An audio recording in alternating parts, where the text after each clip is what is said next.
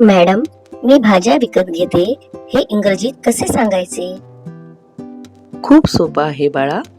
I buy vegetables म्हणजे मी भाज्या विकत घेते. आता हे वाक्य कसे तयार झाले ते समजून घेऊया. आय म्हणजे मी. त्यानंतर विकत घेते साठी आपण बाय या वर्बचे बेस फॉर्म घेतले आहे. आय बाय म्हणजे मी विकत घेते. आता काय विकत घेते ते सांगायचे आहे.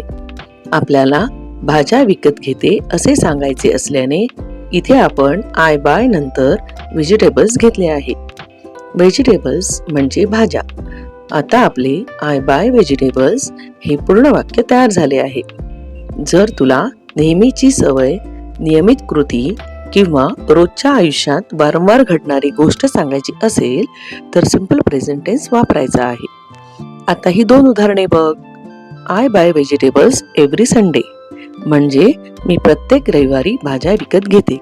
ही माझी नेहमीची सवय आहे. I buy fresh vegetables from the market म्हणजे मी बाजारातून ताज्या भाज्या विकत घेते. ही माझी नियमित कृती आहे.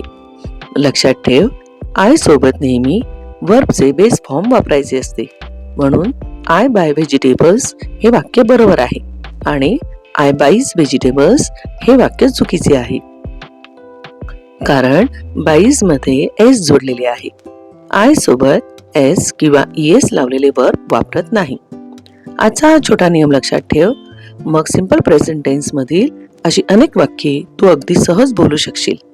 अशाच सोप्या इंग्रजीच्या व्हिडिओसाठी लाईक, कमेंट, शेअर आणि चॅनलला सबस्क्राईब करायला विसरू नका. थँक्यू.